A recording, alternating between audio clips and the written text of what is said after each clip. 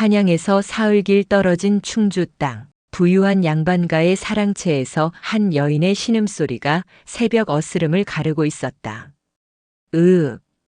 20살 넘은 여종 월선이었다. 창호지 너머로 비치는 그림자가 일그러질 때마다 안채에서는 차가운 한숨 소리가 흘러나왔다. 천한 것이 어찌 감히 도련님의 씨를 벤단 말이냐. 안주인 허씨 부인의 목소리는 서리처럼 차가웠다. 옆에 선 15살 딸 소연은 떨리는 손으로 어머니의 옷깃을 붙잡았다. 어머님, 그래도 아기는 죄가 없지 않사옵니까? 입 다물거라. 내가 무엇을 안다고.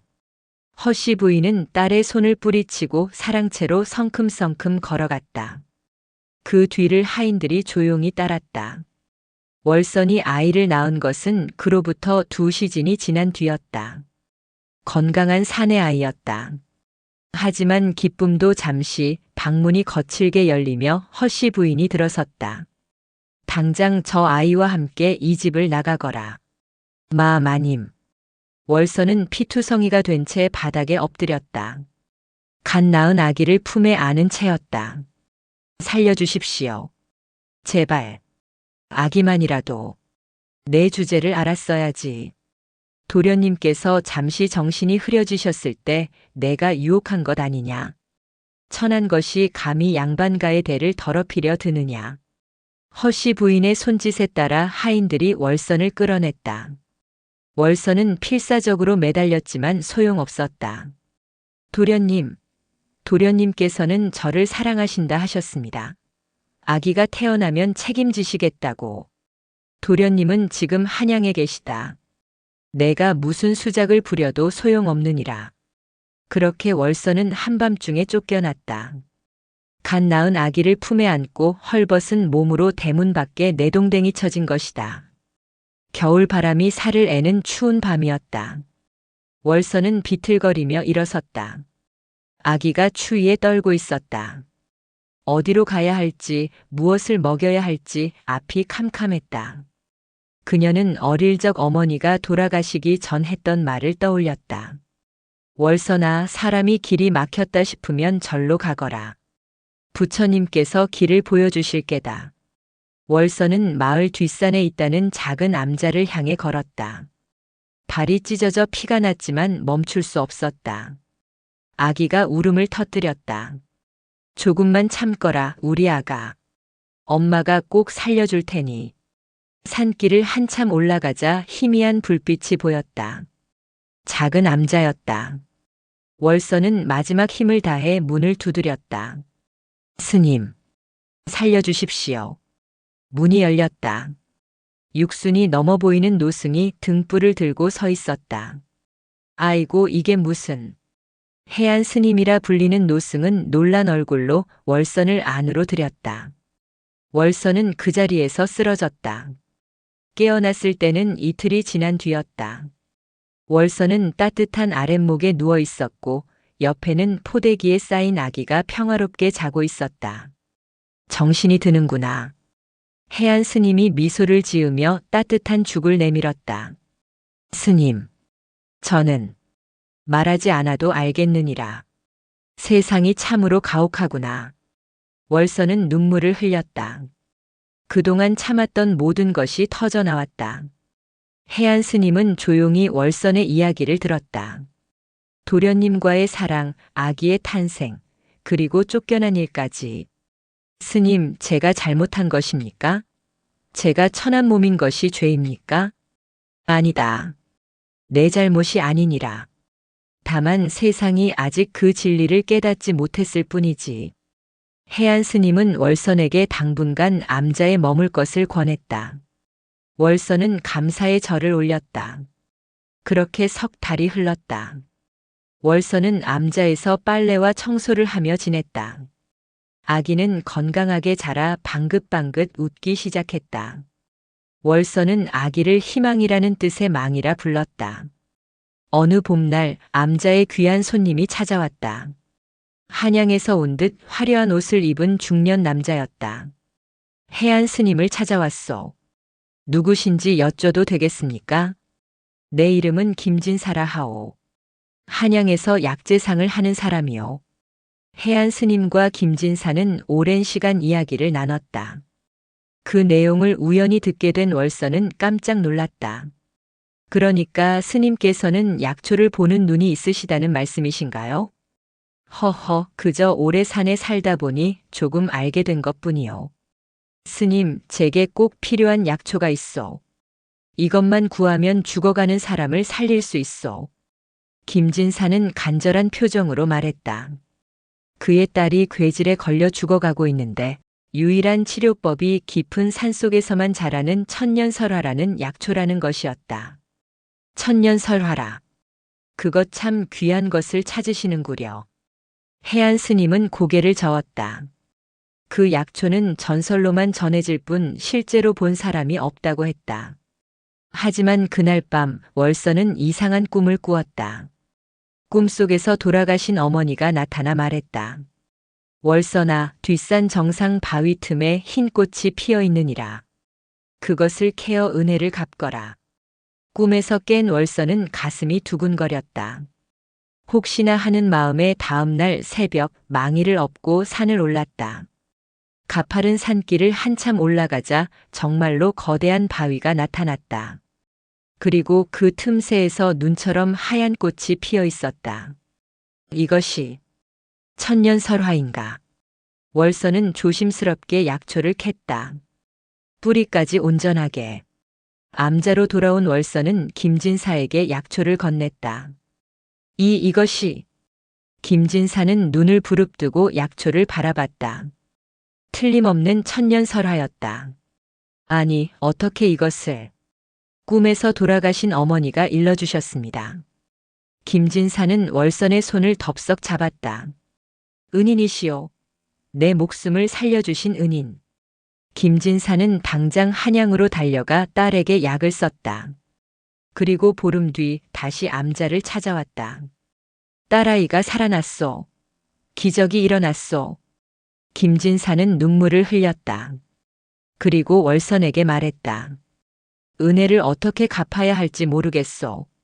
무엇이든 말씀하시오. 저는 아무것도 바라는 것이 없습니다. 다만 월선은 품 안의 망이를 내려다봤다. 이 아이가 천대받지 않고 사람답게 살 수 있다면 그것으로 족합니다. 김진사는 잠시 생각에 잠겼다가 말했다. 한양에 있는 내 집으로 가시오. 내가 이 아이를 내 손자로 삼겠소. 예? 나는 아들이 없소. 딸만 하나 있을 뿐이오. 당신과 이 아이를 내 가족으로 받아들이고 싶소.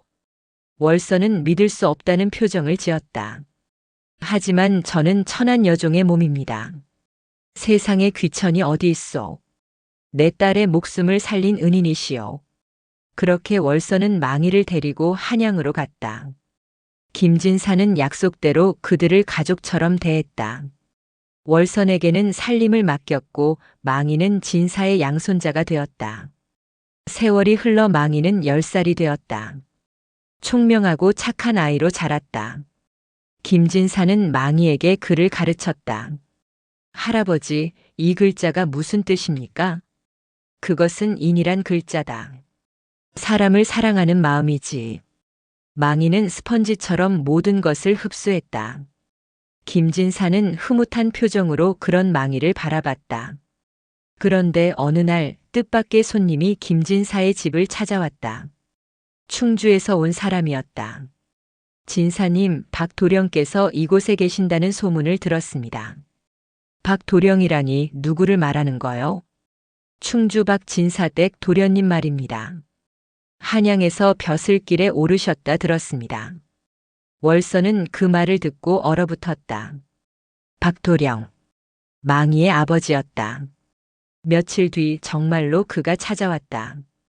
훤칠한 키에 당당한 모습의 청년. 바로 망이의 친아버지 박연이었다. 월선, 내가 여기 있었구나. 박연은 떨리는 목소리로 말했다. 그의 눈에는 복잡한 감정이 어려 있었다. 도련님. 월선은 차가운 표정으로 고개를 숙였다. 내가 쫓겨났다는 소식을 듣고 미칠 것 같았다. 내가 한양에 없는 사이에 어머니께서 그런 일을. 이제 와서 무슨 소용입니까? 월선의 목소리는 담담했다. 이미 눈물도 원망도 다 말라버렸다. 내 아이는 어디 있느냐? 살아있느냐? 월선은 대답하지 않았다. 하지만 그때 망이가 뛰어들어왔다. 어머니, 할아버지께서 찾으십니다. 박연은 망이를 보는 순간 알아차렸다. 자신과 똑같이 생긴 눈, 코, 인매. 이 아이가 내 아들이냐? 망이는 낯선 사람을 경계하는 눈으로 바라봤다. 어머니, 이분은 누구십니까? 박연은 무릎을 꿇고 월선에게 말했다. 미안하다. 내가 너무 늦었다. 하지만 이제라도 책임을 지고 싶다. 나와 함께 가자. 내가 너를 정식 부인으로 맞이하겠다. 하지만 월선은 고개를 저었다. 도련님의 호의는 감사하나 사양하겠습니다. 월선. 저는 이미 새로운 삶을 살고 있습니다. 망이도 이곳에서 행복합니다. 제발 저희를 그냥 내버려 두십시오. 박연은 절망한 표정을 지었다. 하지만 월선의 눈빛은 흔들림이 없었다. 한 가지만 약속해 주십시오. 무엇이든. 망이가 장성하면 과거를 보게 해 주십시오. 이 아이가 양반의 자식임을 인정해 주십시오. 박연은 고개를 끄덕였다. 약속하마. 내 이름을 걸고 맹세하노라. 그 후로 박연은 가끔 김진사 집을 찾아와 망이를 만났다. 하지만 자신이 아버지라는 사실은 밝히지 않았다. 다만 스승처럼 망이를 가르쳤다. 세월이 흘러 망이는 20살이 되었다. 준수한 외모에 학식까지 갖춘 청년으로 성장했다. 과거 시험날 망이는 당당히 장원급제를 했다. 임금께서 직접 그를 불러 물었다. 그대의 부친은 누구인가? 망이는 잠시 망설이다 대답했다. 소인의 아버지는 박연이옵니다. 조정이 술렁였다. 박연은 이미 고위 관직에 올라 있었다. 하지만 그에게 아들이 있다는 사실은 아무도 몰랐다. 박연, 이것이 사실이냐? 임금의 물음에 박연이 나섰다. 그러하옵니다, 전하. 소신에 불초한 아들이옵니다. 박연은 그동안 숨겼던 진실을 모두 털어놓았다. 사랑했던 여인, 태어난 아이, 그리고 뒤늦은 후회까지. 임금은 잠시 침묵하더니 말했다. 참으로 기구한 사연이로다. 하지만 이 청년의 재주는 분명 천하일품이다. 신분이 무엇이 중요하랴. 능력과 인품이 있으면 그것으로 족하니라. 그렇게 망이는 정식으로 양반의 신분을 얻었다. 하지만 이야기는 여기서 끝나지 않았다. 망이가 벼슬에 오른 지 석 달이 지난 어느 날 충주에서 급한 소식이 날아들었다. 박연의 어머니 허씨 부인이 중병에 걸렸다는 것이었다. 박연은 급히 충주로 내려갔고 망이도 함께 갔다. 월선도 어쩔 수 없이 동행했다. 허씨 부인은 병상에 누워 있었다. 10여 년 사이에 많이 늙어 있었다. 도련님, 저를 기억하십니까? 월선이 조용히 물었다. 허씨 부인은 눈을 떴다. 누구냐? 10여 년 전 이 댁에서 쫓겨난 월선이옵니다. 허씨 부인의 눈이 커졌다. 그리고 이내 눈물이 흘러내렸다. 내가 죄를 지었구나. 마님, 그 추운 겨울밤에 갓난아기를 아는 내를 내쫓았구나. 그것이 평생 내 가슴에 한으로 남았느니라. 허씨 부인은 떨리는 손으로 망이를 가리켰다. 저 아이가 그때 그 아기냐? 그러하옵니다. 내 손자로구나.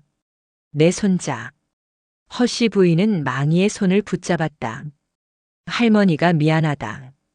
할머니가 잘못했다. 망이는 담담한 표정으로 허씨 부인을 바라봤다. 할머니께서 저지른 일은 용서받기 어려운 것이옵니다. 하지만 지금이라도 뉘우치시니 그것으로 족하옵니다. 허씨 부인은 그날 밤 눈을 감았다. 마지막 순간까지 월선의 손을 놓지 않았다. 용서해다오. 용서해. 장례를 치르고 한양으로 돌아온 망인은 어머니에게 물었다. 어머니, 할머니를 용서하십니까? 월서는 창밖을 바라보며 대답했다.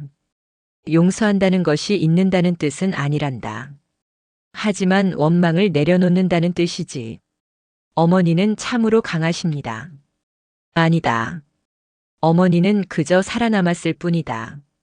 너를 지키기 위해서. 망인은 어머니를 꼭 안았다.